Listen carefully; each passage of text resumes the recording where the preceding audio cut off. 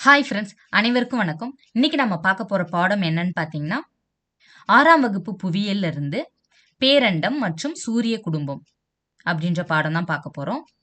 அலகு 1 பேரண்டம் மற்றும் சூரிய குடும்பம். ஃபர்ஸ்ட் பேரண்டம்னா என்ன அப்படின்னு பார்க்கலாம். பெருவெடிப்பு அப்படின்ற ஒரு நிகழ்வு ஏற்பட்டதுனால நிறைய விண்மீன்களும் வான்பொருட்களும் உருவாகியிருக்கு. இது எல்லாத்தையும் சேர்த்து தான் பேரண்டம் அப்படின்னு சொல்றோம். அப்ப பெருவெடிப்பு அப்படின்றது என்ன அப்படின்னு பார்த்தீங்கன்னா, நிறைய விண்மீன்கள் வான்பொருட்கள்லாம் சேர்ந்து பல பில்லியன் ஆண்டுகளா ஒரே இடத்துல குவிஞ்சிருக்கும்.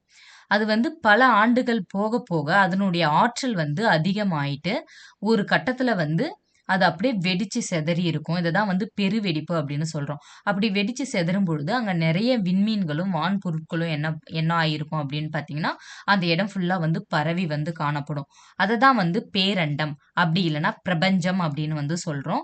இந்த பிரபஞ்சத்தை பற்றி படிக்கக்கூடிய படிப்பை என்னன்னு சொல்றோம் அப்படின்னு பார்த்தீங்கன்னா, பிரபஞ்சவியல், அதாவது காஸ்மாலஜி அப்படின்னு சொல்றோம். அப்ப இதுல காஸ்மாஸ் அப்படின்றது என்ன அப்படின்னு பார்த்தீங்கன்னா, இது ஒரு கிரேக்க சொல். இதுல இருந்து தான் காஸ்மாலஜி அப்படின்றது வந்திருக்கு. அதுக்கு அடுத்தது பேரண்டம் அப்படின்னா என்ன அப்படின்னு பார்த்தீங்கன்னா, பேரண்டம் அப்படின்றது என்னன்னா, ஒரு மிக பரந்த ஒரு விண்வெளி அமைப்பை தான் பேரண்டம் அப்படின்னு சொல்றோம்.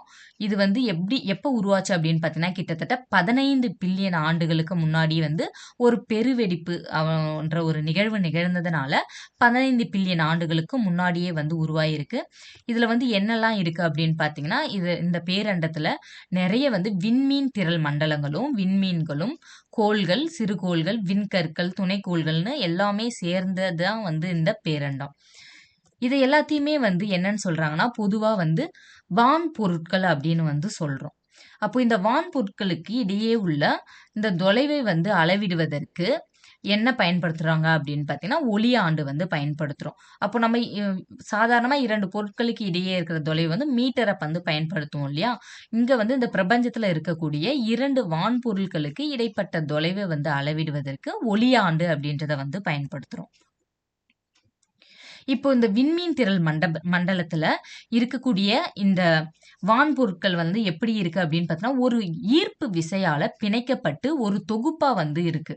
அப்போ இது அந்த இடத்த விட்டு விலகி போகதில்ல. அந்த அந்த சுற்று இடத்துலயே எப்படி இருக்கு அப்படின்னு பார்த்தீங்கன்னா, ஒரு ஈர்ப்பு விசையால ஒண்ணா பிணைக்கப்பட்டு அந்த இடத்துல ஒரு தொகுப்பா இருக்கு.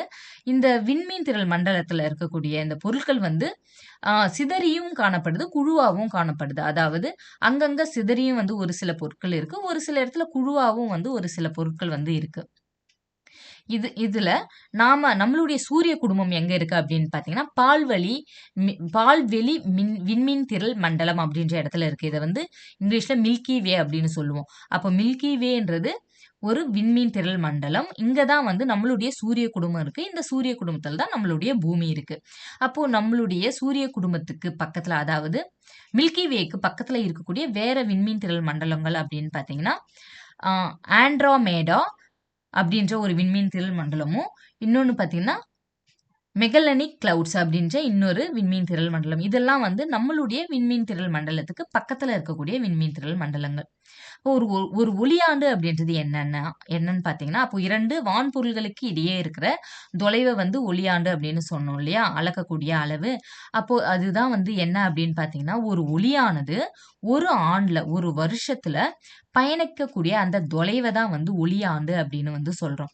அப்போ ஒளியுடைய திசைவேகம் அப்படின்னா ஒளினா லைட்டுடைய திசைவேகம் என்ன அப்படின்னு பார்த்தீங்கன்னா, ஒரு செகண்டுக்கு 3,00,000 கிலோமீட்டரா இருக்கு. அதுவே சவுண்டுடைய அந்த திசைவேகம் எப்படி இருக்கு அப்படின்னு பார்த்தீங்கன்னா, ஒரு செகண்டுக்கு 330 மீட்டர் அப்படின்ற ஒரு வேகத்துல இருக்கு. அப்போ நம்மளுக்கு மழை டைம்ல இடிமின்னல் வரும் இல்லையா? அப்ப இடிமின்னல் வரும்பொழுது நம்மளுக்கு முதல்ல மின்னல் தான் தெரியும். வெளிச்சம் தான் தெரியும். ஏன்னா வெளிச்சத்துடைய அந்த திசைவேகம் ரொம்ப அதிகம். 3,00,000 கிலோமீட்டரா இருக்கிறதுனால நம்மளுக்கு முதல்ல வெளிச்சம் தெரியும். அப்போ மின்னல் ஒரு சில வினாடிகள் கழித்து தான் நம்மளுக்கு அந்த சவுண்ட் கேட்கும். ஏன் அப்படின்னு பார்த்தீங்கன்னா, அதனுடைய திசைவேகம் ரொம்ப கம்மி. அதாவது 330 மீட்டர் அப்படின்ற அளவுல இருக்கு. அதனால தான். அதுக்கு அடுத்தது நம்ம பார்க்க போறது சூரிய குடும்பம். சூரிய குடும்பம் சோலார் சிஸ்டம் அப்படின்னு சொல்றோம். இந்த சோல் அப்படின்றது ஒரு லத்தீன் மொழிச்சொல். இதனுடைய பொருள் என்ன அப்படின்னு பாத்தீங்கன்னா சூரிய கடவுள் அப்படின்ற பொருள்ல வந்து இருக்கு. அப்ப சூரிய குடும்பம் எப்ப தோன்றியிருக்கு அப்படின்னு பாத்தீங்கன்னா 4.5 பில்லியன் வருடங்களுக்கு முன்பு தான் வந்து சூரிய குடும்பம் உருவாயிருக்கு. இதுல மொத்தம் வந்து 8 கோள்கள், அது இல்லாம குறுங்கோள்கள், துணைக்கோள்கள், வால் நட்சத்திரம் மற்றும் சிறுகோள், விண்கற்கள்னு இது எல்லாமே சேர்ந்தது தான் வந்து நம்மளுடைய சூரிய குடும்பம். இது வந்து சூரியனுடைய ஈர்ப்பு விசையால பிணைக்கப்பட்டு ஒரே இடத்துல வந்து இருக்கு. சூரியன் சூரியன் வந்து சூரிய குடும்பத்துல சூரியன் தான் வந்து அதனுடைய மைய பகுதியில இருக்கு. இந்த சூரியனை சுற்றி தான் மற்ற அனைத்து கோள்களும் துணைக்கோள்களும் வந்து சுற்றி வருது. அப்ப இந்த சூரிய குடும்பத்துல இருக்கக்கூடிய மொத்த நிறையில சூரியனுடைய நிறை எவ்வளோ அப்படின்னு பாத்தீங்கன்னா 99.8% வந்து இதனுடைய நிறை இருக்கு. மற்ற 0.2% தான் மற்ற கோள்கள், துணைக்கோள்கள் எல்லாமே சேர்ந்து அந்த 0.2% தான் இருக்கு. சூரியன் தான் வந்து 99.8% வந்து இருக்கு. சூரியன் வந்து வெப்பமான ஹைட்ரஜன் மற்றும் வெப்பமான ஹீலியம் போன்ற வாயுக்களால் வந்து ஆயிருக்கு. இது வந்து தானாக ஒளியை வந்து உமிழக்கூடிய ஒரு தன்மை பெற்றிருக்கு. அதனால தன்னை சுற்றி வர அனைத்து கோள்களுக்கும் வெப்பத்தையும் ஒளியையும் தரக்கூடியது சூரியன். சூரியனுடைய மேற்பரப்பு வெப்பநிலை அப்படின்னு பாத்தீங்கன்னா 6000 டிகிரி செல்சியஸா இருக்கு. சூரிய ஒளி பூமியை வந்தடைய எவ்வளவு நேரம் ஆகும் அப்படின்னு பாத்தீங்கன்னா சுமார் 8.3 நிமிடங்கள் வந்து ஆகுது. இப்போ இங்க பாருங்க, உங்களுக்கு தெரியுமா அப்படின்னு கேட்டிருக்காங்களே. இதுல வந்து ஒரு சூரியன் வந்து எவ்வளவு பெரியது அப்படின்னு பாத்தீங்கன்னா நம்மளுடைய பூமிய மாதிரி 1.3 மில்லியன் பூமிகளை சேர்த்தா எவ்வளவு பெருசு வருமோ அந்த அளவுக்கு பெரியது அப்படின்னு சொல்லியிருக்காங்க. அப்ப நம்மளுடைய புவியே வந்து ரொம்ப பெரியது இல்லையா? நம்மளுடைய புவி மாதிரி எத்தனைன்னா 1.3 மில்லியன். 1 மில்லியன்றது 10 லட்சம். அப்போ 1.3 மில்லியன்னா 10,30,000 பூமியை ஒரு இடத்துல கொண்டு வந்து வச்சா அது எவ்வளவு பெருசா வருமோ அந்த அளவுக்கு பெரியதுதான் வந்து சூரியன் அப்படின்னு சொல்லியிருக்காங்க.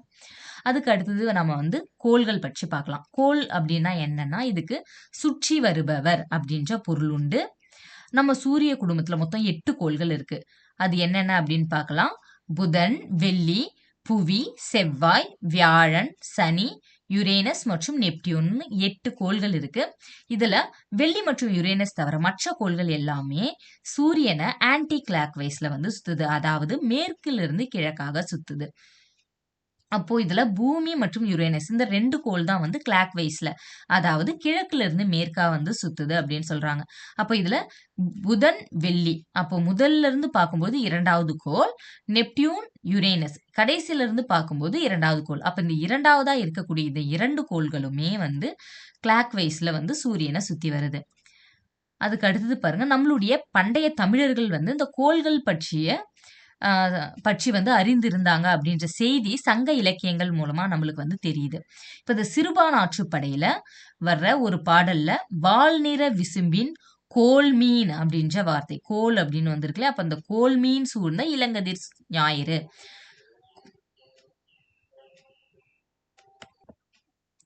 ஞாயிறு அப்படின்றது சூரியனை குறிக்குது.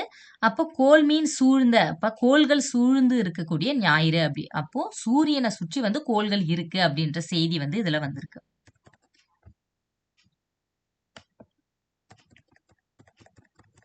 அதுக்கு அடுத்தது கோள்கள் வந்து சூரியனை நீள்வட்ட பாதையில வந்து சுற்றி வருது.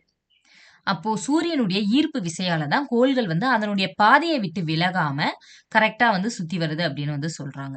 அப்ப இதுல மொத்தம் 8 கோள்கள் இருக்கு இல்லையா? அந்த 8 கோள்களை வந்து 2ஆ வந்து பிரிச்சிருக்காங்க. சூரியனுக்கு அருகில் உள்ள 4 கோள்கள், சூரியன்ல இருந்து தூரமா இருக்கக்கூடிய 4 கோள்கள் அப்படின்னு பிரிச்சிருக்காங்க. அப்ப சூரியனுக்கு அருகில் இருக்கக்கூடிய 4 கோள்கள் எது அப்படின்னு பாத்தீங்கன்னா புதன், வெள்ளி, புவி மற்றும் செவ்வாய். இந்த 4 கோள்களும் வந்து உட்புற கோள்கள் அல்லது புவி நிகர் கோள்கள் அப்படின்னு வந்து சொல்லப்படுது. இந்த 4 கோள்களும் வந்து அளவில் சிறியதா இருக்குது. அதே போல பாறைகளால் ஆனதா இருக்குது.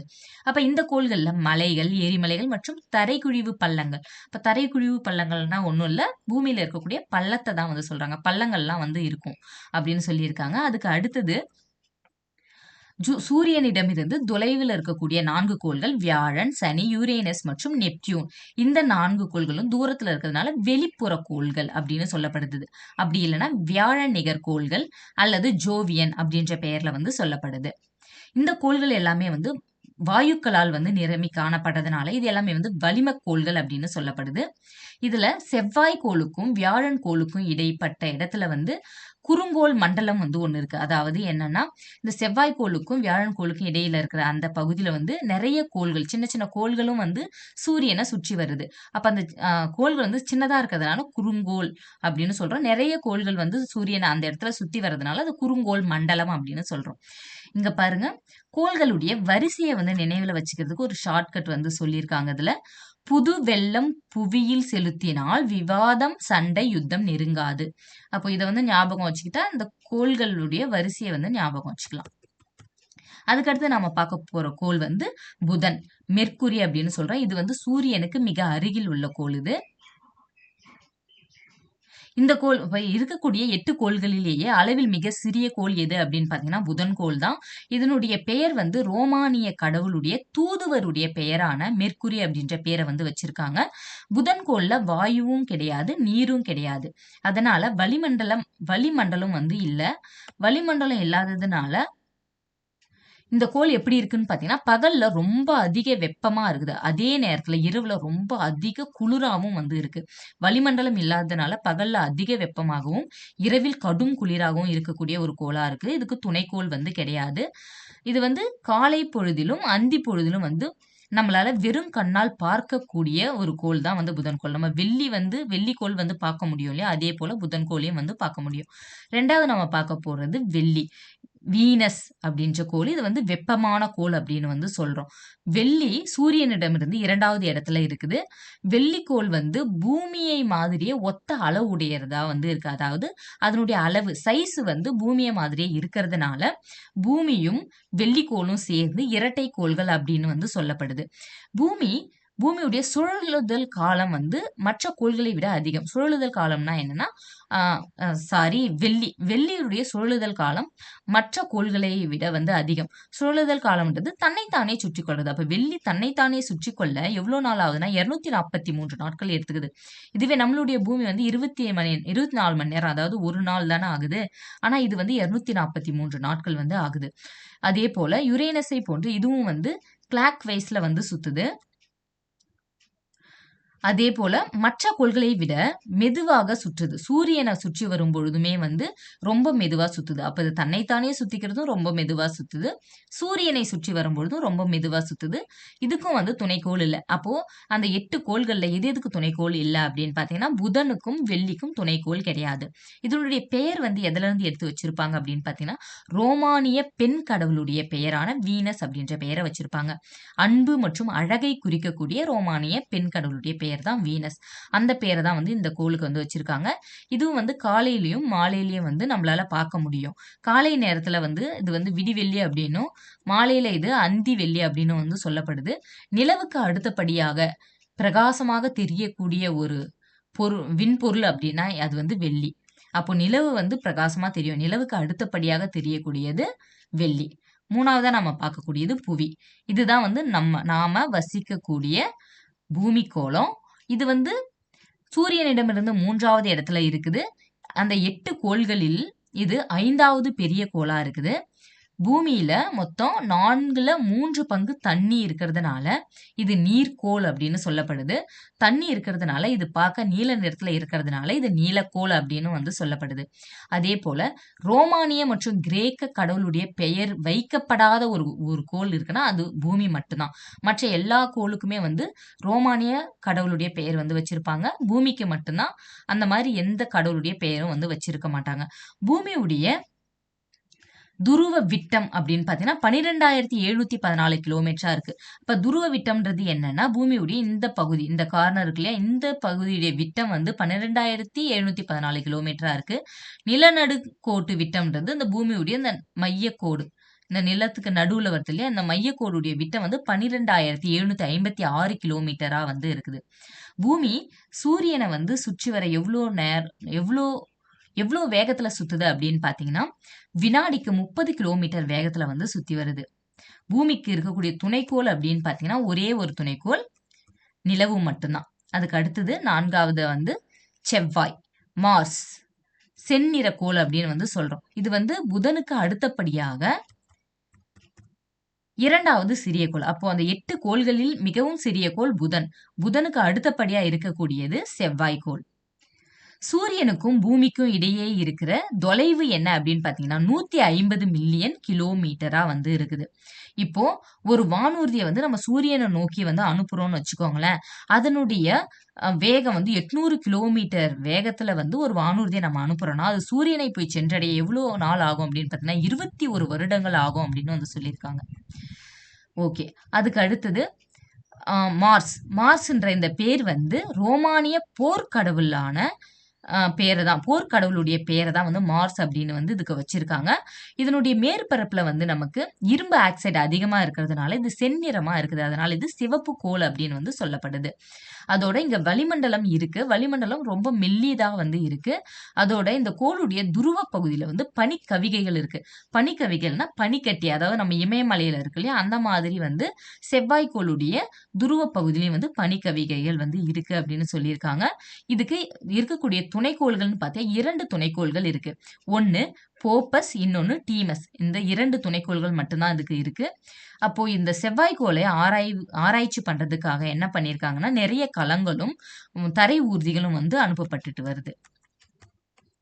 அதுக்கு அடுத்தது பார்த்தீங்கன்னா வியாழன், ஜூபிட்டர். இது வந்து பெருங்கோள் அப்படின்னு சொல்றோம். அப்போ வியாழன் அப்படின்றது பெருங்கோள். அப்ப இந்த இருக்கக்கூடிய 8 கோள்களில் அளவில் பெரியதா இருக்கக்கூடிய கோள் வியாழன்.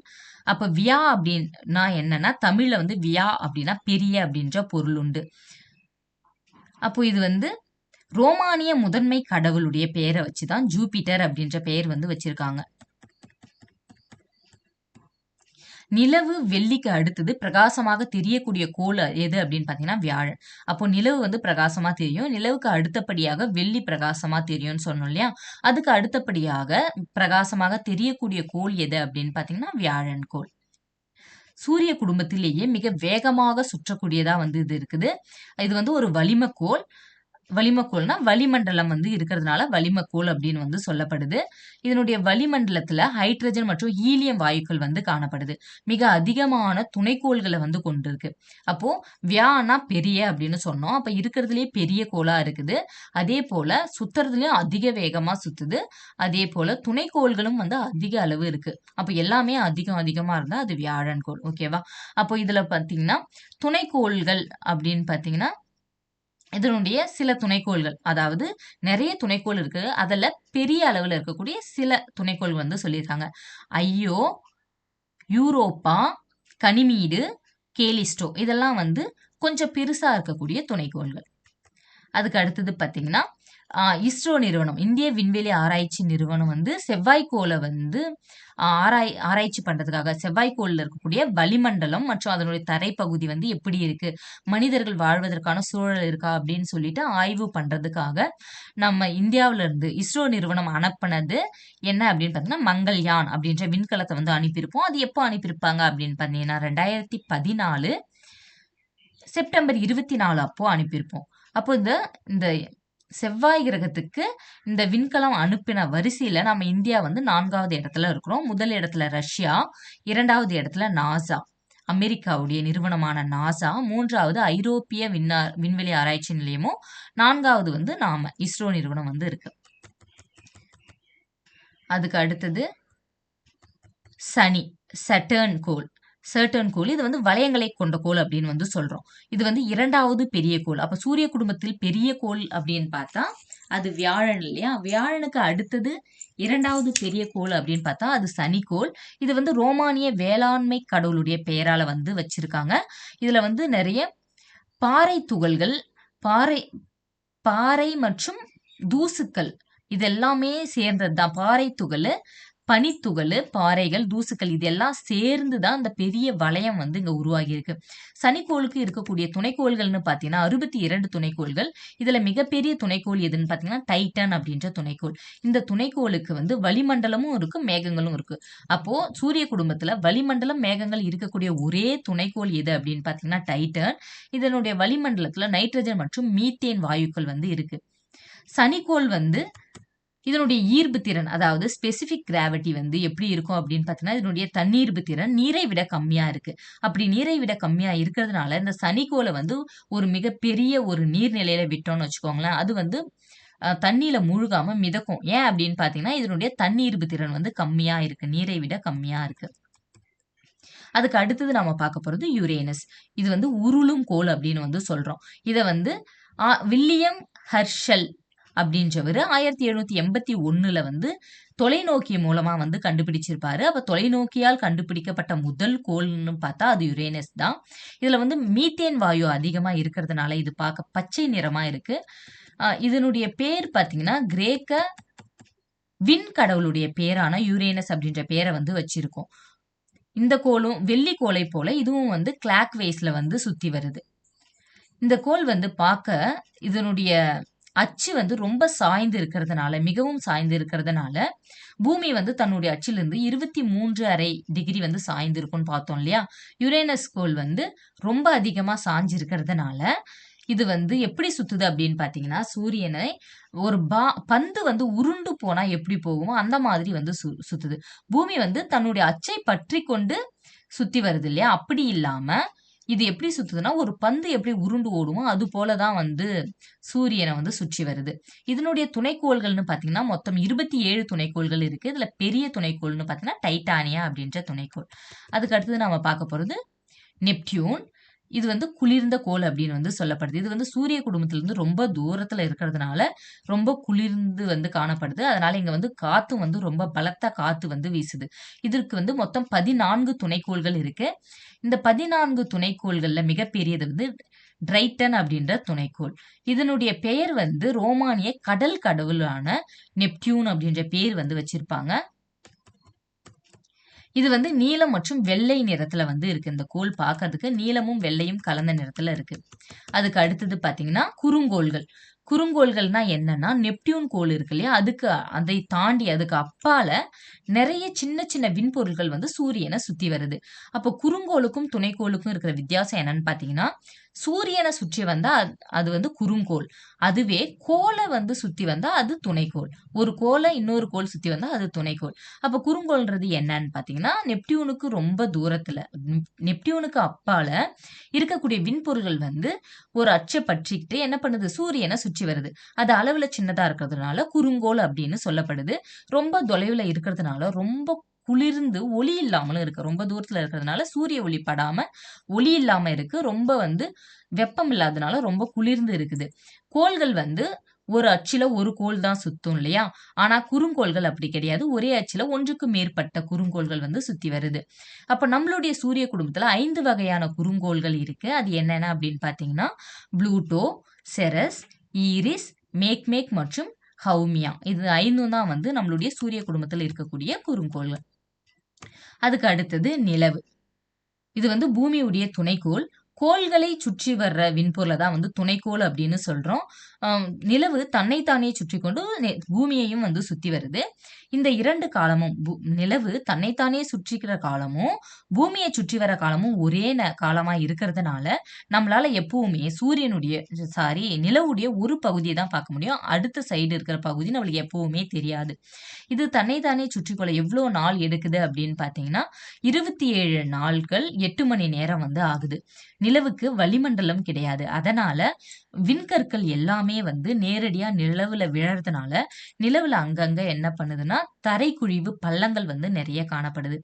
இந்தியாவால வந்து நிலவை ஆராய்ச்சி பண்ண அனுப்பப்பட்ட விண்கலத்துடைய பெயர் சந்திராயன் 1.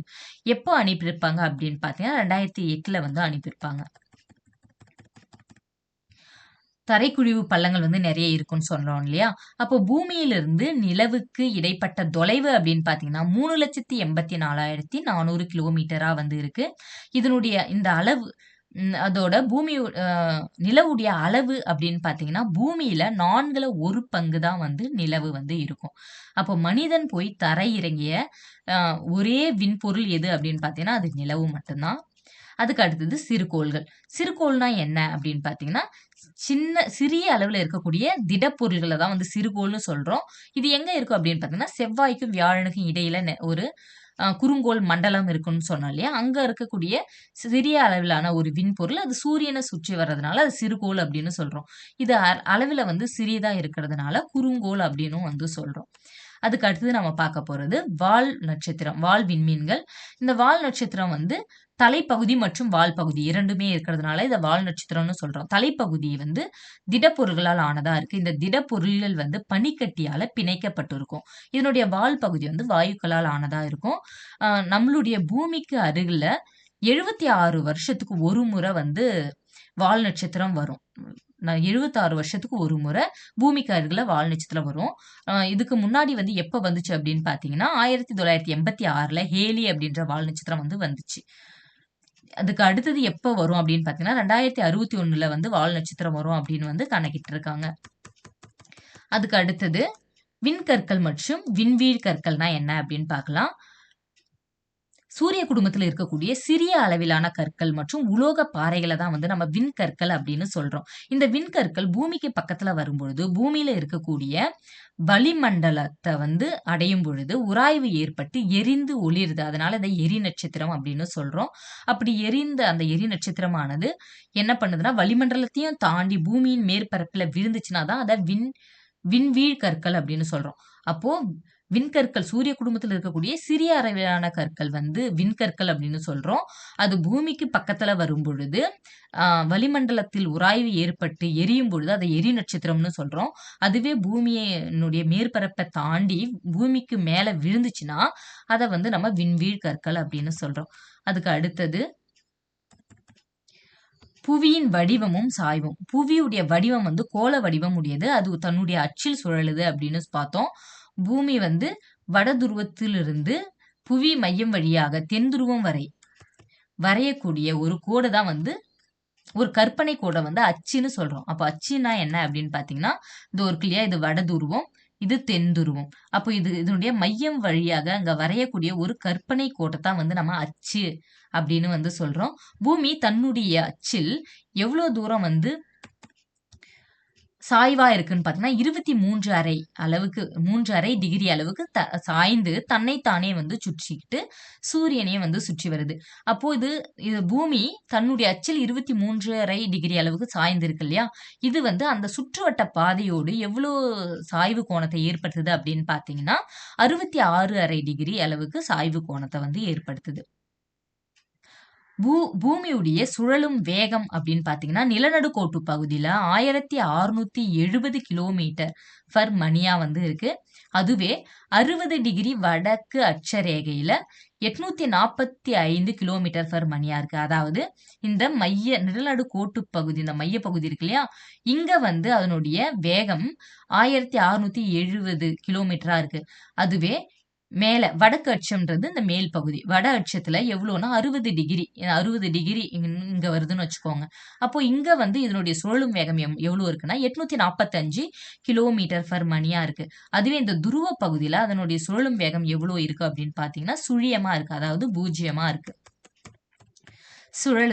சுழலுதல்னா என்னன்னா பூமி வந்து தன் அச்சிலிருந்து தன்னைத்தானே சுற்றுது இல்லையா, இதைதான் வந்து சுழலுதல் அப்படின்னு சொல்றோம். பூமி எப்படி சுத்துது அப்படின்னு பாத்தீங்கன்னா மேற்கு திசையிலிருந்து கிழக்கு நோக்கி வந்து சுத்துது. ஒரு முறை சுத்துறதுக்கு எவ்வளவு நேரம் எடுத்துக்கும் அப்படின்னு பாத்தீங்கன்னா 23 மணி நேரம் 56 நிமிடங்கள் 4.09 வினாடிகள் வந்து எடுத்துக்குது. நள்ளிரவு சூரியன்னா என்ன அப்படின்னு பாத்தீங்கன்னா 2 அரைக்கோளத்திலுமே வந்து கோடை காலத்துல நிகழக்கூடிய ஒரு நிகழ்வு இது. அதாவது ஒரு அரைக்கோளத்துல வந்து ஒரு ஆண்டும் இன்னொரு அரைக்கோளத்துல இன்னொரு டைமும் வந்து நிகழும். அப்படி நிகழும்போது இந்த ஆர்டிக் வட்டத்திலையும் அண்டார்டிக் வட்டத்திலையும் நிகழும் அப்படின்னு சொல்றாங்க. ஆர்டிக் வட்டம்ன்றது மேல, அப்ப மேல வந்து 66.5 டிகிரி, அப்போ இங்க இருக்குன்னு வச்சுக்கோங்க, இங்க 66.5 டிகிரி இருக்கிறது, இதுதான் வந்து ஆர்டிக் வட்டம்னு சொல்றோம். அதே கீழே தெற்கு பகுதியில இருக்குது இல்லையா, இங்க வந்து 66.5 டிகிரி இருந்தா அது அண்டார்டிக் வட்டம் அப்படின்னு சொல்றோம். அப்போ சூரியன் வந்து இங்க இருக்குன்னு வச்சுக்கோங்களேன், இங்க வந்து சூரிய ஒளி படும் பொழுது இந்த பாதி இடத்த சூரிய ஒளி படும், இங்க படாது இல்லையா? அப்போ இது பாதி வந்து பகலா இருக்கும், பாதி இரவா இருக்கும். அதுவே இந்த இடத்துல சூரியன் இருக்குன்னு வச்சுக்கோங்களேன், மேல் பகுதியில சூரியன் இருக்கும் பொழுது அப்போ இதுதான் வந்து ஆர்டிக் வட்டம் இல்லையா? அப்ப இங்க இருக்கிற சூரியன் வந்து இந்த ஆர்டிக் வட்டத்துல முழுமையாவே வந்து படும். அப்ப பூமி சுத்தனாலுமே முழுமையாவுமே வந்து சூரிய ஒளி இங்க படும். அப்போ பகல் ஃபுல்லாவும் சூரியன் தெரியும், அதே நேரம் இரவு ஃபுல்லாவும் வந்து சூரியன் தெரியும். அதே போலதான் வந்து கீழே இங்க சூரியன் இருக்கும் பொழுது இந்த பகுதி வந்து பூமி சுத்தினாலும் இந்த இடம் வந்து ஃபுல்லாவே வந்து பகல் ஃபுல்லா இரவு ஃபுல்லா 24 மணி நேரமும் வந்து சூரியன் வந்து அங்க படுறதுனால அங்க 24 மணி நேரமும் வந்து வெளிச்சம் இருக்கும், பகல் பொழுதாவே இருக்கும். அதனாலதான் இதை வந்து நள்ளிரவு சூரியன் அப்படின்னு வந்து சொல்றோம். அதுக்கு அடுத்தது இப்ப பாருங்க, இப்ப சூரியன் வந்து இங்க இருக்கு இல்லையா? இப்போ இந்த பக்கம் ஒரு பக்கம் சூரியன் வந்து ஒளிப்படுது, இன்னொரு பக்கம் படல. இப்ப இந்த இரண்டுக்கும் இடைப்பட்ட இந்த பகுதி இருக்கு இல்லையா? இததான் வந்து ஒளிர்வு வட்டம். இந்த இரண்டையும் பிரிக்கக்கூடிய இந்த கோடு தான் வந்து ஒளிர்வு வட்டம் அப்படின்னு சொல்றோம். பூமி வந்து சூரியனை நீள்வட்ட பாதையில வந்து சுற்றி வருது. வினாடிக்கு 30 கிலோமீட்டர் வந்து 30 கிலோமீட்டர் வேகத்துல சுத்தி வருது அப்படின்னு பார்த்தோம். இது வந்து ஒரு முறை வந்து சுற்றி வர்றதுக்கு பூமி எவ்வளவு நாள் எடுத்துக்குதுன்னா 365 5.25 நாட்கள் வந்து ஆகுது. இத தோராயமா 365ன்னு வச்சுக்கிட்டா இந்த கால் இருக்கு இல்லையா? அப்போ இது 4 கால் நாட்கள் சேர்ந்து ஒரு நாள் ஆகும் இல்லையா? அதனாலதான் 4 ஆண்டுகளுக்கு ஒரு முறை பிப்ரவரி மாதத்துல 29 நாட்களாக வந்து சேர்த்துக்கிட்டு அதை நம்ம லீப் ஆண்டு அப்படின்னு வந்து சொல்றோம். பூமி தன் அச்சில் சாய்ந்து சுத்துறதுனாலதான் நம்மளுக்கு பருவ காலங்கள் ஏற்படுது. அப்ப குளிர்காலம், மழைக்காலம் போன்ற பருவ காலங்கள் ஏற்பட காரணம் என்ன அப்படின்னு பாத்தீங்கன்னா, பூமி தன்னுடைய அச்சிலிருந்து சாய்ந்து 23 டிகிரி அளவுக்கு சாய்ந்து சுழல்றதுனால பருவ காலங்கள் வந்து உருவாகுது. அதுக்கு அடுத்தது சூரிய அண்மை புள்ளி.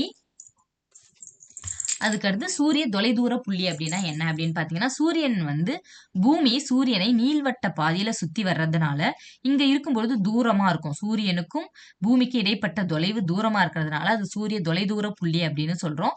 இங்க இருக்கும் பொழுது பூமிக்கும் சூரியனுக்கும் இடைப்பட்ட தொலைவு கம்மியா இருக்கு இல்லையா? அதனால இது சூரிய அண்மை புள்ளி அப்படின்னு வந்து சொல்றோம்.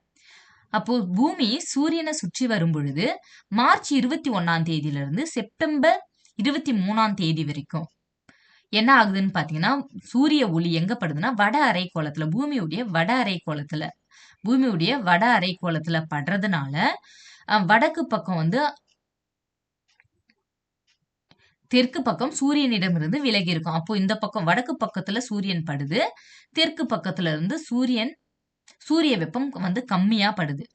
அதே போல செப்டம்பர் 23ல இருந்து மார்ச் 21 வரைக்கும் தென் அரைக்கோளம் வந்து இந்த பக்கம் படுது. அப்ப தென் அரைக்கோளம் வந்து சூரியனுக்கு பக்கத்துல இருக்கும், வட அரைக்கோளம் சூரியன்ல இருந்து தூரமா விலகி வந்து இருக்குது. அதே போல பாத்தீங்கன்னா, அப்போ கரெக்டா அந்த மார்ச் 21ஆம் தேதியும் செப்டம்பர் 23ஆம் தேதியும் என்ன ஆகுதுன்னு பாத்தீங்கன்னா, சூரியன் கரெக்டா பூமியுடைய நிலநடுக்கோட்டு பகுதியில கரெக்டா செங்குத்தா விழறதுனால சமமான இரவு பொழுதும் சமமான பகல் பொழுதும் வந்து உருவாகுது. அதாவது 12 மணி நேரம் இரவும் 12 மணி நேரம் வந்து பகலும் இருக்கிறதுனால இது சம பகலிரவு நாட்கள் அப்படின்னு வந்து சொல்லப்படுது. அப்ப சம பகலிரவு நாட்கள் எந்தெந்த நாள்ல ஏற்படுதுன்னா 2 நாட்கள். ஒன்னு மார்ச் 21 அன்னைக்கும், இன்னொன்னு செப்டம்பர் 23 அன்னைக்கும் வந்து ஏற்படுது. அதுக்கு அடுத்தது பாத்தீங்கன்னா ஜூன் 21 அன்னைக்கு கடகரேகை மீது படுது. அப்போ ஜூன் 21 அன்னைக்கு சூரியனுடைய ஒளியானது கடகரேகை எங்க இருக்கும் அப்படின்னு பாத்தீங்கன்னா, இப்போ பூமி இருக்கு இல்லையா? இந்த பூமியுடைய நிலநடுக்கோட்டு பகுதிக்கு வடக்குல மேல இருக்கிறது கடகரேகை, கீழே இருக்கிறது வந்து மகர ரேகை அப்படின்னு சொல்றோம். அப்போ மேல வந்து கரெக்டா வந்து கடகரேகையில செங்குத்தா வந்து ஜூன் 21 அன்னைக்கு படும்னு சொல்றாங்க. அப்ப ஜூன் 21 கடகரேகையில வந்து படும் பொழுது பகல் நேரம் வந்து வட அரைக்கோளத்துல பகல் நேரம் அதிகமா இருக்கும். அதே டைம்ல தென்னரை கோளத்துல இரவு நேரம் அதிகமா இருக்கும். அது எப்போ அப்படின்னு பாத்தீங்கன்னா ஜூன் 21. இதை வந்து கோடைக்கால கதிர் திருப்பம் அப்படின்னு சொல்றோம். அதே போல மகர ரேகையில வந்து எப்போ படும் அப்படின்னு பாத்தீங்கன்னா டிசம்பர் 22ஆம் தேதி மகர ரேகையில சூரியனுடைய செங்குத்து கதிர்கள் படும். அப்ப மகர ரேகை தெற்கு பகுதியில இருக்கு இல்லையா? தென் அரைக்கோளத்துல இருக்கிறதுனால அந்த இடத்துல வந்து அதிக பகலும் வடக்கு திசையில அதிக இரவும் வந்து இருக்கும். இதை வந்து குளிர்கால கதிர் திருப்பம் அப்படின்னு வந்து சொல்றோம். அதுக்கு அடுத்தது பாத்தீங்கன்னா புவிக்கோளங்கள். பூமியில 3 தொகுதிகள் வந்து இருக்கு. இத வந்து பாறை கோளம், நீர்க்கோளம் மற்றும் வளிமண்டலம் அப்படின்னு 3ஆ வந்து பிரிக்கிறோம். இதனுடைய தகுந்த காலநிலை இந்த 3 தொகுதிகள் கூட சேர்ந்து தகுந்த காலநிலை இருக்கிறதுனால தான் பூமியில உயிரினங்கள் வாழ்வதற்கு ஏற்ற சூழ்நிலை வந்து இருக்கு. அதனால பூமி வந்து உயிர்க்கோளம் அப்படின்னு சொல்லப்படுது. பாறைக்கோளம் அப்படின்றது என்ன அப்படின்னு பார்த்தீங்கன்னா, இது லித்தோஸ் அப்படின்ற கிரேக்க சொல்லுல இருந்து வந்தது. இத பாறை அப்படின்ற பொருள்படும். இதுல வந்து பூமிக்கு மேல இருக்கக்கூடிய பாறைகள் மற்றும் மண் அடுக்கு தான் வந்து பாறைக்கோளம் அப்படின்னு சொல்றோம். 2வது வந்து நீர்க்கோளம். நீர்க்கோளம் அப்படின்றது என்னன்னா ஹைட்ரோஸ்பியர். இது வந்து ஹைட்ரோ அப்படின்ற கிரேக்க சொல்லுல இருந்து வந்தது. இந்த ஹைட்ரோஸ்பியர்ன்றதுக்கு நீர்க்கோளம் அப்படின்ற பொருள். இதுல வந்து பெருங்கடல், கடல், ஆறுகள், ஏரிகள் இது மட்டும் இல்லாம மலை உச்சியில இருக்கக்கூடிய பனிக்கவிகைகள், அதாவது இமயமலையில இருக்கக்கூடிய அந்த பனிக்கட்டிகள் இருக்கு இல்லையா? அதுவும் வளிமண்டலத்தில் இருக்கக்கூடிய நீராவி இது எல்லாமே சேர்ந்தது தான் வந்து நீர்க்கோளம் அப்படின்னு சொல்றோம். அதுக்கு அடுத்தது வளிமண்டலம். இது வந்து அட்மாஸ்பியர் அப்படின்னு சொல்றோம். இது அட்மோ அப்படின்ற கிரேக்க சொல்லிலிருந்து வந்தது. இதனுடைய பொருள் என்னன்னு பார்த்தீங்கன்னா, வளி அல்லது காற்று அப்படின்னு வந்து சொல்றோம். பூமியை சுற்றி காணப்படும் பல்வேறு காற்று தொகுதிகள் தான் வந்து வளிமண்டலம் அப்படின்னு சொல்றோம். இந்த வளிமண்டலத்துல அதிகமா இருக்கக்கூடிய வாயுக்கள் அப்படின்னு பார்த்தீங்கன்னா, நைட்ரஜன் 88%, ஆக்ஸிஜன் 21% வந்து இருக்கு. இது தவிர carbon di oxide, argon, hydrogen, helium மற்றும் ஓசோன் வாயுக்கள் இருந்தாலும் இது வந்து ரொம்ப குறைந்த அளவுல தான் வந்து இருக்குது. அதுக்கு அடுத்தது உயிர்க்கோளம். உயிர்க்கோளம்ன்றது பயோஸ்பியர். அப்ப இந்த பயோ அப்படின்றதுக்கு வந்து ஒரு கிரேக்க சொல்லு. இதுக்கு உயிர் அப்படின்ற பொருள்படும். அப்ப அந்த பாறைக்கோளம், நீர்க்கோளம், வளிமண்டலம் இதெல்லாம் சேர்ந்து உயிரினங்கள் வாழக்கூடிய ஒரு சூழல உருவாக்குறதுனால இது உயிர்க்கோளம் அப்படின்னு வந்து சொல்லப்படுது. அப்ப இதுல வந்து ஒவ்வொரு மண்டலமும் ஒப்பற்ற காலநிலை, தாவரங்கள் மற்றும் விலங்குகளை கொண்டதா இருக்கு. அப்ப அந்த உயிர்க்கோளம் வந்து பல்வேறு மண்டலங்களை கொண்டதா இருக்கு. அப்ப பல்வேறு மண்டலங்களை கொண்டதா இருக்கு. ஒவ்வொரு மண்டலத்துடைய காலநிலை எல்லாம் வந்து ஒப்பற்றதா இருக்கு. ஒப்பற்றது அப்படின்னா என்னன்னா, வெவ்வேறானதா இருக்கு. காலநிலை வேற வேற இருக்கிறதுனால, அங்க இருக்கக்கூடிய தாவரங்கள் மற்றும் விலங்குகளும் வந்து வெவ்வேறு வகையானதா வந்து இருக்கு. இத தான் வந்து நம்ம சூழல் மண்டலங்கள் அப்படின்னு வந்து சொல்றோம். அதுக்கு அடுத்தது பார்த்தீங்கன்னா, மன்னார் வளைகுடா. மன்னார் வளைகுடான்றது வந்து எங்க இருக்கு அப்படின்னு பார்த்தீங்கன்னா, இந்திய பெருங்கடல்ல வந்து இருக்கு.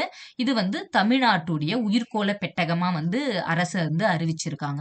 இதனுடைய பரப்பளவு என்ன அப்படின்னு பார்த்தீங்கன்னா, 10,500 சதுர கிலோமீட்டர் பரப்பளவுல வந்து இருக்கு. ஓகே. இதோட வந்து இந்த லெசன் வந்து முடியுது. இந்த வீடியோ வந்து உங்களுக்கு பிடிச்சிருந்தா லைக் பண்ணுங்க, கமெண்ட் பண்ணுங்க. உங்க மற்ற ஃப்ரெண்ட்ஸ்க்கும் ஷேர் பண்ணுங்க. இது போன்ற பயனுள்ள வீடியோக்களுக்கு நம்ம சேனலை சப்ஸ்கிரைப் பண்ணிக்கோங்க. அடுத்தது நம்ம இன்னொரு டாபிக்ல பார்க்கலாம். Thank you friends.